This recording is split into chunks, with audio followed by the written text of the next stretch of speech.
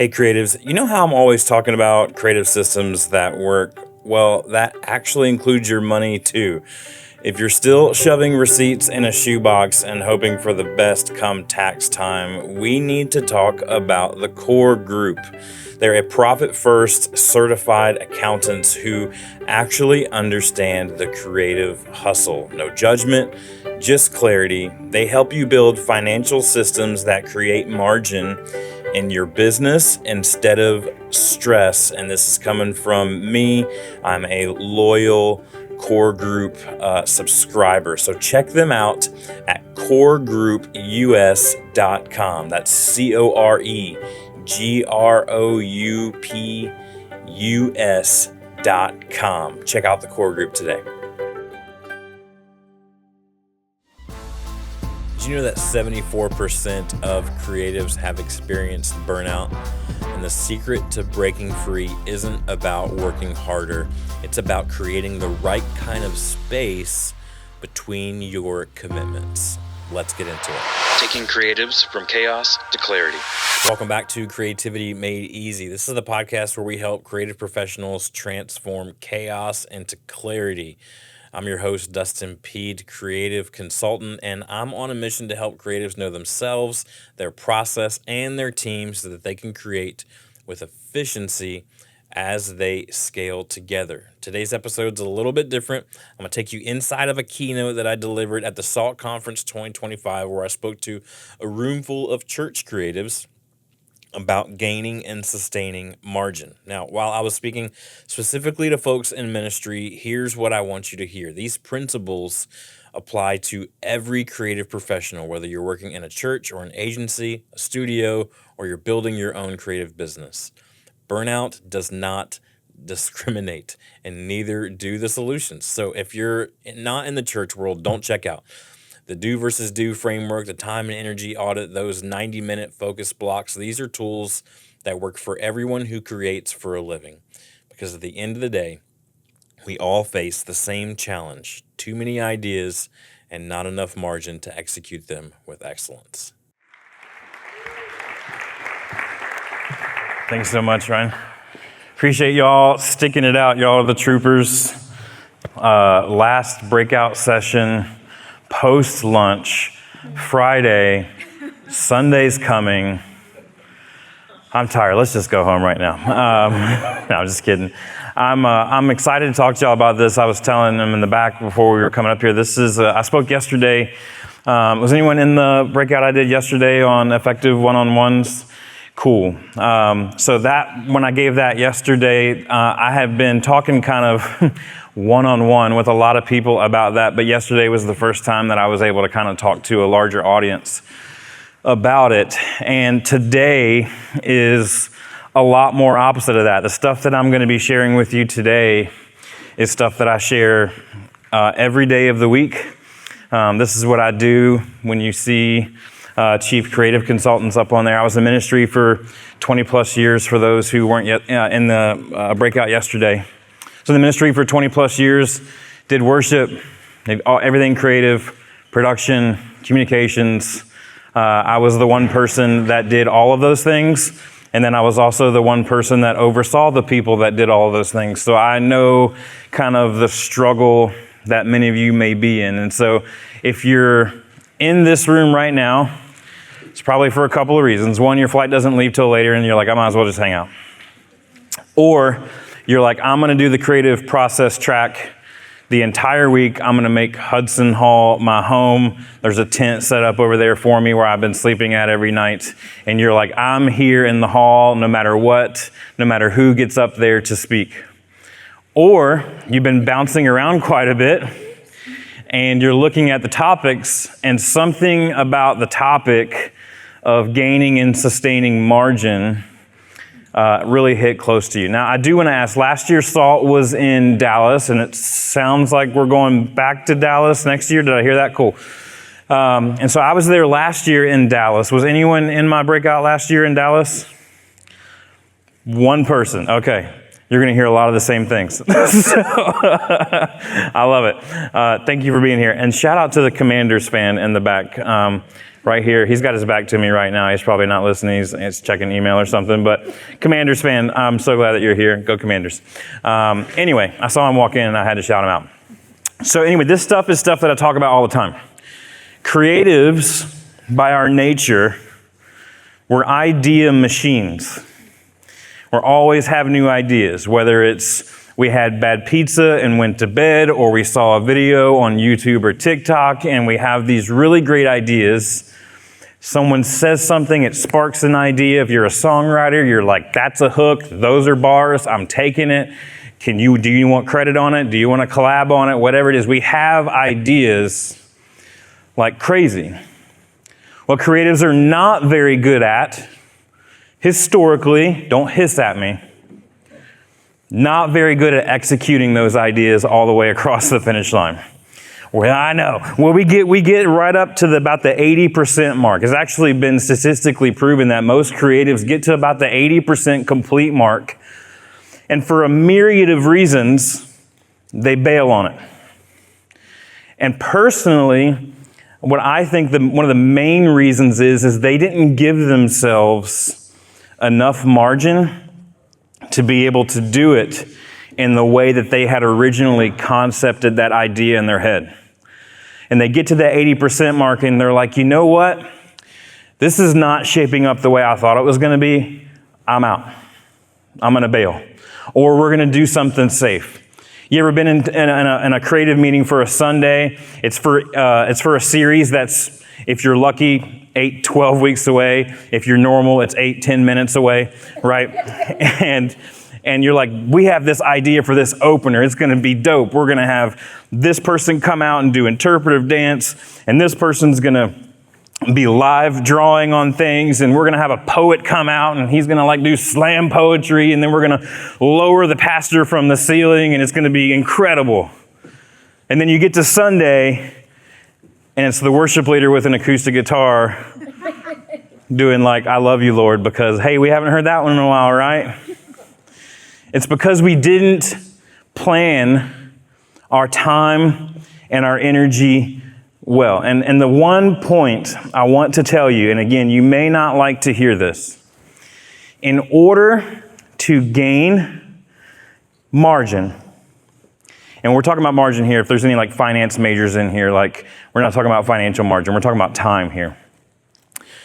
In order for you to gain time margin in your creative work, church or not, you're going to have to put in some extra work up front. It's the same principle that our friend right here in the Brentwood, Franklin area, Dave Ramsey, tells us. He's like, you didn't get in the hole that you dug yourself into overnight. It happened gradually over time. You didn't put on the weight, right? Overnight. It happened gradually over time, and you lost the margin to be able to execute with the excellence that your soul craves. You lost that margin slowly over time. And it's going to take some real hard work to get that margin back. I don't want you to hear anything I'm saying today is, this is easy. Here's 3 steps to get your margin back. You better lace up and be ready to put in the work. It's going to take some extra effort, to use a church phrase, just for a season, right? Just for a season. Now, once you get that margin, in order to sustain that margin, there's 2 key principles that I want you to hear today. Gaining margin is going to take work, but in order to sustain margin, it's going to take lots and lots of communication, and it's going to take lots and lots of discipline. And whether you're a 1-person team or a 20-person team, you can only control yourself. So put in the work yourself. So many times I give this talk and they're like, yeah, I hear you. That's what I'm preaching to my team, but no one else seems to get it. And I'm like, but are you modeling it? Or are you just complaining about it? And how can we lead up and lead horizontally? What I talked about in our workshop yesterday. How can we do that to increase communication and increase the discipline that it's going to take to stick with the margin that we created. Now, again, to use that financial kind of juxtaposition here, we talk about, Dave Ramsey talks about having that emergency fund because it's not when it's going, or if it's going to rain, it's when it's going to rain, right? The washer and dryer are going to break down.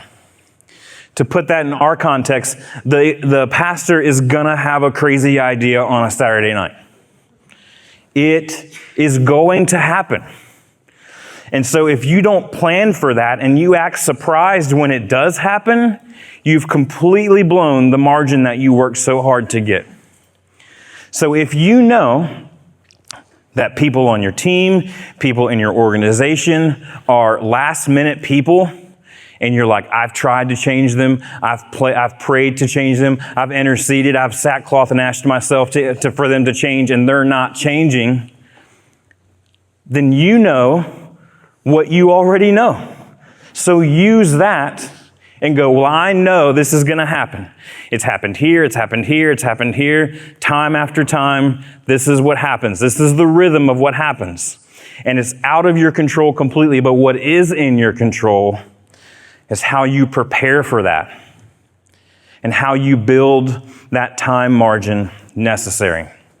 So I want to ask, what if the secret to your best creative work isn't about working harder, but about creating the right kind of space between what you need? Now, I know I just said it's going to take a lot of hard work. It's going to take hard work to gain the margin. You got to work extra hard to build that buffer in. But what if the secret is not necessarily after you get that? It's just about creating the right kind of space that you need. Here's the current reality. 70% of media, marketing, creative professionals reported experiencing burnout in the last 12 months.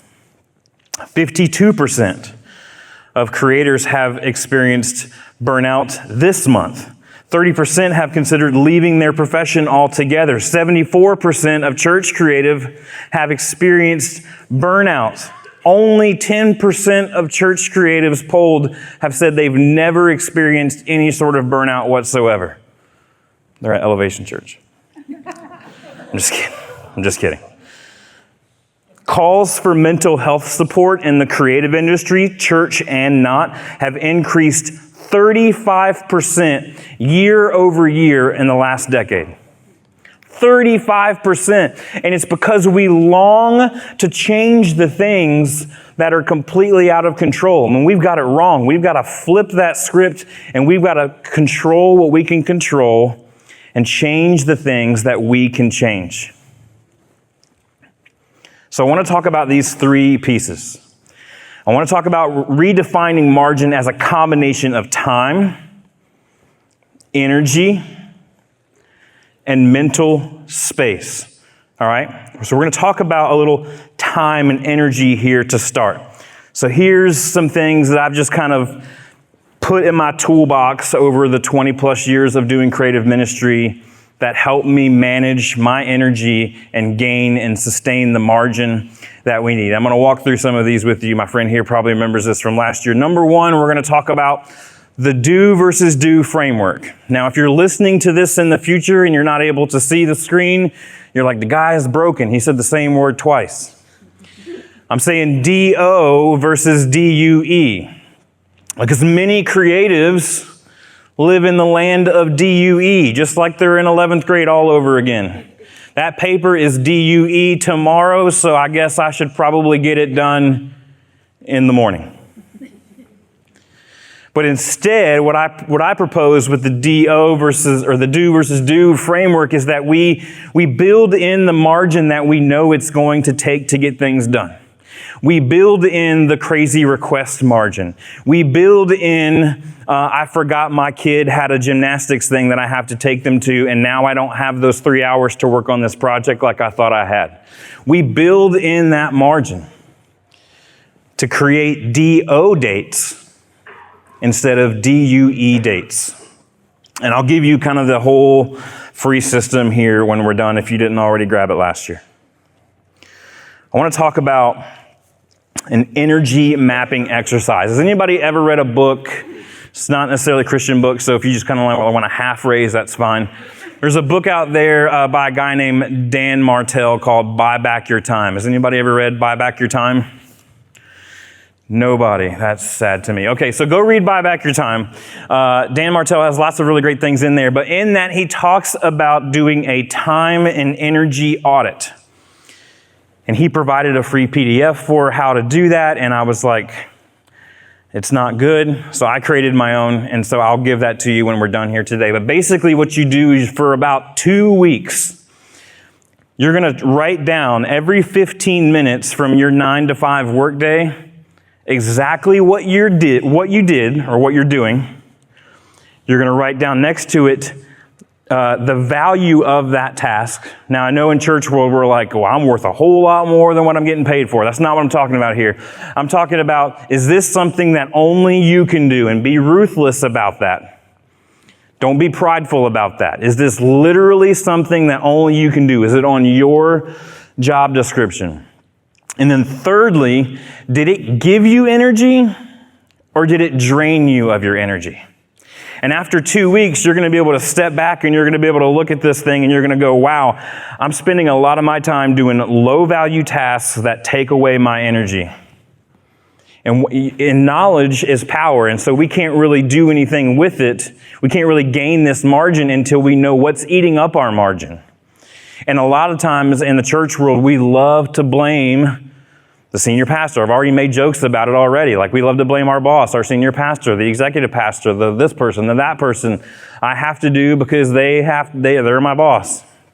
But at the end of the day, you know what you spend your time and energy on is completely up to you. It's completely up to you. And no matter what you may think in your mind, like you don't understand, I have 18 meetings to be at. Do you really have 18 meetings to be at, or do you have 18 emails that you need to send? Think about that for a moment. Creativity killers. Let's talk about some creativity killers. Speaking of meetings, unnecessary meetings. I spoke yesterday in the one-on-ones about having an agenda set ahead of time before you walk into that one-on-one meeting. And the reason is, yes, it's polite. Yes, it's kindness. Yes, it's kind because it's clear, right? Clarity is kindness. But the real reason is so that when you get to the end of the meeting, you know if you actually did what you said you wanted the meeting to do. Imagine that. Imagine we actually went into a staff meeting or a department meeting and we had a clear, these are 3 things we're going to knock out while we're in this meeting. And when we knock out those 3, we know that we did what this meeting was supposed to do. But instead, we get in the meeting and we talk it's a 30-minute meeting, and we talk for 10 to 12 minutes about what we saw on TikTok or Netflix over the weekend and how something didn't go your way on Sunday morning. And then you might have time to get to like half of one of the things that you actually need to talk about. That is a creativity killer, and it's a margin killer. Commitment overload. Commitment overload. Now, again, you may say, it's not up to me what I have to do. You don't understand. And again, I will say, you are the only person that can control your actions. If you're a person that says yes to everything, then be ready to be burnt out. Be ready to have no margin. Be ready to have zero room for any extra creative ideas. And that leads me to my third creativity killer, which is unrealistic time projections. Unrealistic time projections. Now, this goes both ways. I've been in creative meetings before, and we have the executive pastor in there or the senior pastor in there, and we have that idea for that big opener. And someone inevitably goes, great, how long is it going to take us to pull that off? That's a great question to ask. Someone in the room should be asking that question, and someone better be ready to give an answer. But usually what happens is one person in the room will say, I think we can get that done by this weekend. Another person in the room will say, I need a solid 6 months of doing nothing else in order to get that done. And realistically, the truth is probably somewhere in the middle. The person that said it's going to take 6 months to get it done is burnt out. The person that said it's going to take 6 minutes is naive to what it actually takes to get the things done. And that's okay. Not everybody has to understand what it takes to get it done. But you can, in that moment, be realistic about your time projections. Let me speak lastly here about the buffer principle. The buffer principle is basically you're creating purposeful space between time commitments. If you're like me, I'm a slave to my calendar. I put it on my calendar and I forget about it. And I open up my calendar for the week or for the day and it says to be here at this time, I'm there at that time. But what kills my margin is when I have no buffer between every little single stack on the calendar. Now, if you're a people person or an extrovert, you look at a full calendar and you go, yeah, my kind of day. If you're an introvert, you look at it and you go, I'm calling in sick. I don't want to do this today. Either way, if you have if you have 5 tasks to do that day, and those 5 tasks take you 2 hours to complete, but you have 8 hours of meetings, and you're not prepared to work 10 hours that day, then you've already messed yourself up. And so understanding that you need some buffer time in between meetings, in between calendar items, so that you have the brain capacity to be fully present, and so that you have the capacity to knock out some things in between meetings. I know people love, like in churches, are really, they love to do this a lot. They love to say, look, we're going to have all of our meetings on Monday, and then we'll have no more meetings the rest of the week. I think that's a great idea. I think the problem is when they're back to back to back to back to back to back to back to back to back with no in between. Because whoever has that 2 o'clock meeting, like we're in right now, they don't have the same, you're not getting the same mental energy from the people in that room that there were in the 9 o'clock meeting. They can't process it all. There's been too much to process. So gaps between meetings, purposeful space between commitments, and then I love this, is a 90-minute task reset. A 90-minute task reset is basically, there's a $6 timer that I bought on Amazon. It's like a little round dial. A lot of people use them in their kitchens. And I set that on my desk and I go, okay, I'm going to focus on this one task. And I set that thing to 90 and I hit go. And I don't stop to check my email. I try not to get up to go to the bathroom if I don't have to. I don't surf the web. I don't pick up my phone. I got focus mode turned on. And for those 90 minutes, I'm locked in. And the creatives that I know in the church and not in the church who can commit to doing at least just one 90-minute block a week will tell you that it was the most productive week they've had in a long, long time. And if you can't afford to take 90 minutes out of your week to have some real heads down work, then you need to seriously look at what's on your plate and reprioritize some things. All right, so let's talk about prioritizing some things. Sustainable margins, these are some tools that I've used over the years. The weekly preview was introduced by yet another Franklin, Tennessee person, Michael Hyatt, and the team at Full Focus. Any Full Focus users in here? A couple of them. So you know what I'm talking about when I say the weekly preview. The weekly preview could be Friday afternoon, could be Sunday night, could be Monday morning, whatever. You're looking at your week and you're going, I understand the commitments that I have this week. And I'm flushing out every single thing that I have to do, and I'm handwriting it because I want to make a real physical connection to what I have on my plate this week. Anybody can just add stuff to a digital thing and forget all about it, and then they open up the digital thing and they go, wow, I have more tasks than time today. And you could still use those. I use Asana. If you were in my workshop last year, I use Asana every single day of the week. But I also look at it and I go, I'm going to handwrite these things out. And when it's going from Asana to me handwriting these things out, yes, it might create extra work, but what I'm doing in that weekly preview is I'm filtering out what's really important to get done that week and what maybe is not so important. Some things are just busy work, things that you think that you need to do, but you really don't need to do. Some things are handed down to you that you think you need to do, and they do need to get done, but you can delegate those things. You can have a volunteer do it, right? So the weekly preview, you set up you look at the week, you're looking at your time commitments, you're looking at all the stuff that we've talked about thus far, And looking at those things, you're saying, hey, you know what? There's 3 things that have to get done this week. The full focus of the weekly preview, they call it the big 3, or some churches call it the frog or the elephant or whatever animal you want to eat. There's 3 things that would have to get done this week. And if I get those 3 things done, and at the end of the week, then I can call it a successful week. All right, so that's the weekly preview. Daily boundary rituals. What I mean here. I worked at a church in the Baltimore area for a couple years. Anyone from the Baltimore area in here? Awesome. I worked at a church there for a couple years, loved my time there, and we as a creative team came up with this. You know how your phone has airplane mode, and in airplane mode, nothing can really kind of come in or out? So we decided to basically create airplane mode for the creative team for one 90-minute block a week. And we called it our no-fly zone.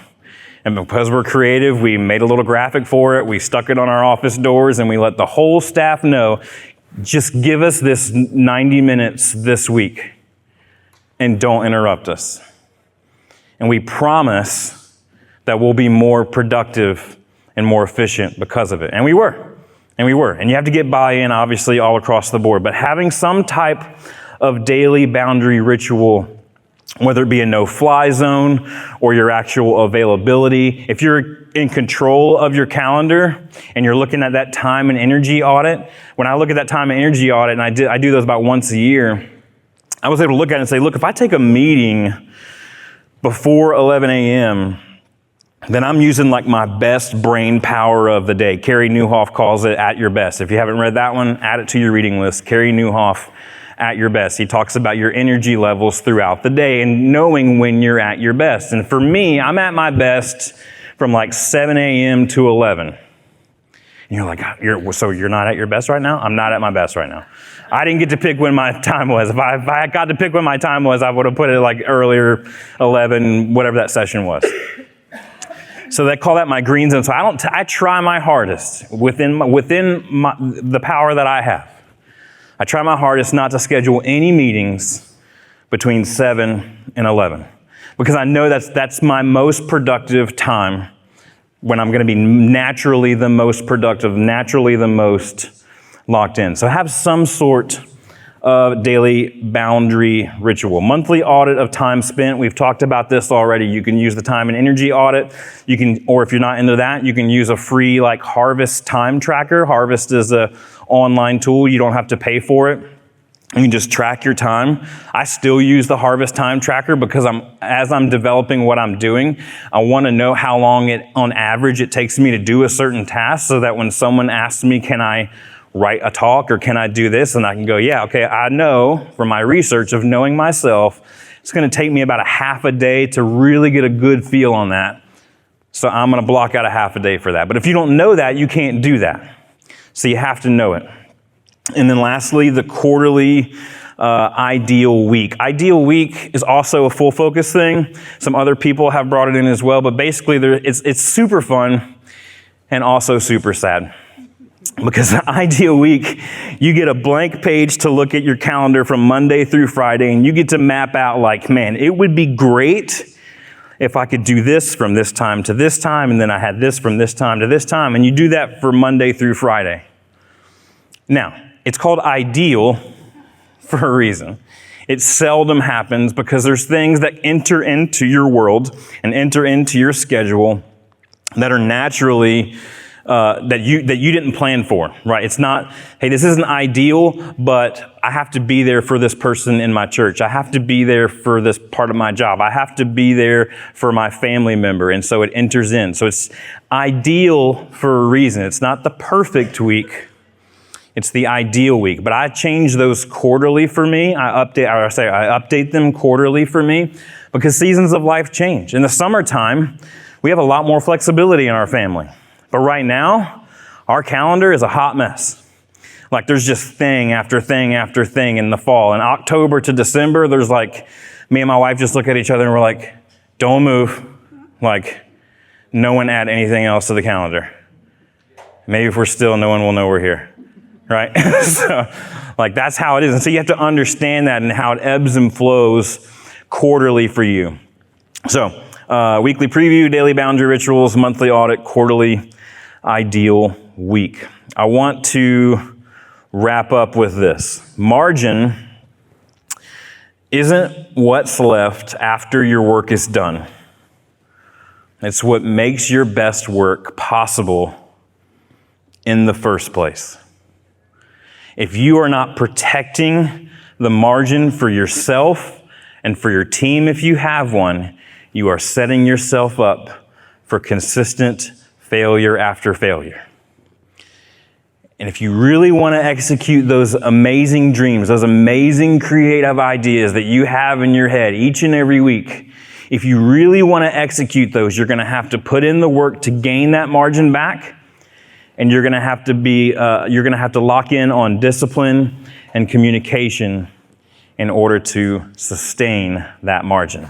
So a couple free resources for you. Yesterday's QR code didn't work. This QR code does work. Thank you to my wife, graphic designer. So I have the do versus do framework implementation. If you're like, hey, what's this whole DUE thing? And then the creative energy audit template that I created from Dan Martell's book as well. So today went a lot faster. I've got like 15-ish minutes open for Q&A. If anyone has any questions, we can do those now. You can just shout them out and I'll repeat them back to us. Nobody, I knew this was gonna happen. This is like last session, like nobody has any questions. Everybody's like, yeah, I got it. What's you? So the quarterly ideal week, you map out what your ideal week look like. I'm not putting two and two together, I guess. Sure. The ideal week she's asking about. What do you do with that? What do I do with the ideal week? That's a great question. So what I do with the ideal week is when someone says, hey, I'd like to have a meeting with you, or I'd like to have a lunch with you, then I can look at my ideal week and typically what I do is I actually create a whole nother ideal week calendar in my iCal. And then I like to turn it on and turn it off so I can see it and not see it. So I can see where am I hitting what I actually want to have happen this week. Time is the thing that we don't get back. Like, it's the most precious commodity there is. And so if we're not intentional with our time, then whatever happens to our days just happen. And so what I do with the ideal week is I like to lay it over and gloss it over. And as I'm looking at my weekly preview, I go, okay, again, ideal, not perfect. This is what I'm trying to be intentional about my time, my team's time, my family's time this week. Where is it aligning and where is it not? If it's not aligning, where do I need to make that adjustment? Can I make that adjustment? Or is it just a season thing right now? But knowing yourself and knowing your schedule and being honest with yourself and your team goes a long way here. Great question. Thank you. Anyone else? Right here. In those situations where you have this ongoing, repeating pattern of, you have a diverse amount of people in your team that, the person who said, we could do that and make it happen in the next 2 days, and the person said, no, I need, the 6 weeks. You see that pattern recurring. Yeah. What have been some ways to resolve that? Ooh. That's a great question. So he's going back to, for those who didn't hear, he's going back to the situation where we said one person's going to think it takes 2 days and the other person's going to think, I think he said 6 weeks. And how do you kind of actually moderate and mediate that? Knowledge is power, right? And that, to me, that's where I go. It's not about feeling, because creatives will come in there and be like, you don't understand. You don't understand how long it takes. You don't understand what you're asking for, right? And we get we tend to exaggerate those things. But that's where, for me, I like to use something like a harvest time tracker and go, okay, next time that project happens, and I know every project is unique, but next time something like that happens, go ahead and literally track your time. And if it's just you or it's the whole team, whoever it is, everybody track their time, pool it all together, and now you have facts. Leadership, no matter church or not, they will always respect the facts over the feelings. They will always respect the facts. So if you have hardcore data, like, hey man, I can print it out and show you, this is how long it took us to do it last time. You can't argue with that. And then you can go, okay, well, we want it faster still. Okay, what are some ways we can do that? We can hire out some help. We can say everything else is off to the side and this is priority. There's a lot of different things you can do, but having the facts is the best way to mediate that? It's a great question. Anybody else? Back here? So I find one of the problems that I have most often is that when a project or an event comes to my table, I don't always have all of the information at that point, and things are trickling in over the course of time. And so while I can plan to the best of my ability, if I could from the beginning, I can't plan for all those roadblocks that are coming along Yeah. the way. And so it's difficult to not just plan for how to do the work, but also then figure out how to convey that difficulty to those that are the tricklers. Right. And get that to a point where we can all make things happen. I love this room because I feel like everybody can hear. Can everybody hear what she said? Mostly? Okay, cool. So I don't have to necessarily repeat it then. That's a great question. In the secular world, they call that scope creep, right? Is the scope of the project creeped and creeped and creeped and creeped and creeped until it got a whole lot more than it actually was from the beginning. I would say instead of complaining or maybe saying you don't understand how hard it is to X, Y, Z, much like I said in my breakout yesterday, I would learn to ask better questions. And ask as many, and if you don't get the answers you want, change the question. And keep changing the question until you start to get the answers that you need. But go after that. When I was doing that, sounds like you probably have some type of intake form. You're super organized. Asana, my new best friend back here. Let's go. Have an intake form, but just learn to ask better questions. And then I will also not just have that intake form, but I would also schedule a brief 15-minute meeting with them to go over it as well. And that's where you kind of go, this is what I heard. Is that what I'm hearing? Is that what I'm seeing? And you have an opportunity to fill in those gaps there as well. And you learn how to ask better questions next time. Be a student. That's great. Great question. Yes? Speaking on intake forms, like I'm thinking through this now for the first time, like, oh, I should kind of have like a work order, right, for what, Yeah. what task. And so like, where would you recommend going to maybe get, an idea of what you would include on an intake form for different tasks? Yeah. Different projects? Yeah, he's asking what would we include on like an intake form. If you reach out to me, I can give you some old ones. Sounds like she's probably got some great ones back there, so I would definitely check in with her as well. But honestly, I would start by brain dumping everything that it takes to pull off the project, and then work backwards from there and ask the question that leads you to the answer for the information that you need. You were asking that more than you were like a technical, like what platform should I use, right? A little bit of both? Both, yeah. Cool. Then if you don't want to use Asana, you could use like a Google form.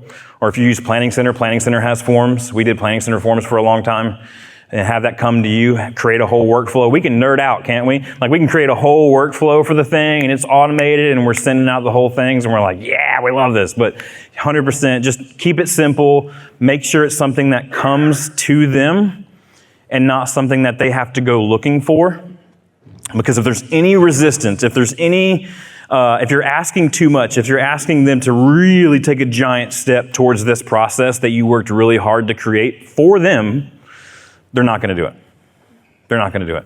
Because you instead of meeting in the middle, you've said, hey, the form's over here, you know where to find it, peace. And you're mad when they don't fill it out. It's because you're not going to them with it. And that's where some of that meeting helps to go, hey, I got the form from you, couple questions, super quick. Let me just clarify X, Y, Z. We're good. I'm going to repeat it back to you. Great. Send them a project brief afterwards, which I use AI to create all project briefs because I record all my meetings and I take the transcript and I have it run through there and I build that project. So boom, now we have a project brief and everybody knows what's going on, whether they were in the meeting or not. Side nerd moment, sorry. But Do you use Otter? I use Claude. Yeah. I use Claude because I can build those projects for each individual. If I was still in church world, I would build projects for each individual ministry. How do you spell Asana? Asana, A-S-A-N-A. And don't pay for it, y'all. Don't do it. Yes? How do you deal with like a leader or senior pastor that consistently interrupts or comes up with last minute tasks? Any information you can provide? Yeah. He asks, how do we deal with a leader who constantly has last minute stuff, interrupts the whole process, things like that? You're gonna have to work harder. Your margin is like a typical margin. I'd tell people is about 20% margin from the DUE date to the DO dates, you may need closer to 50%. But if you don't plan for that crazy to happen and you know it's going to happen anyway, then you're messed up. But how can you coach up is like what I told this gentleman over here. Hey, we really want to make that happen for you, Pastor. We believe in your vision and we're here to support you. We're here to be your Aaron. We're going to lift your arms up, right? But I need you to understand what it actually takes, and here's the data to show what I'm talking about. Educate up, but still honor every single time. It's a good question. Yes, ma'am. You were talking about intake forms, you were talking about pairing them with meetings. Would you recommend skipping the intake form step and just going straight to the meeting, since that's probably where most of the clarity is going to come from? Sure. She's asking, should we skip the intake form and go straight to the meeting? I would say that's certainly an option, especially if you're going to record it and have it produce the thing for you anyway. My rebuttal to that would be is that your meeting's probably going to be longer. Because when they start talking, like if someone fills out a form, if I ask you 10 questions right now, verbally, we could be here for an hour. But if I send you a form with 10 questions in it, then you could probably fill that out in 10 to 15 minutes. So again, it's about protecting your time. But yes, can happen for sure. Can happen. Anyone else? Think we're good? Shout if you have your hand up. I can't see up here real good. All right, cool. I'll stick around afterwards. I know there's one final main session for y'all as well. Thank you so much for your time. Grab the free resources. If there's a resource that's not there that you need, you can contact me on the website. I'm here for you. I believe in the local church creative, and I want to support you as much as I can, so feel free to reach out. Y'all have a great day.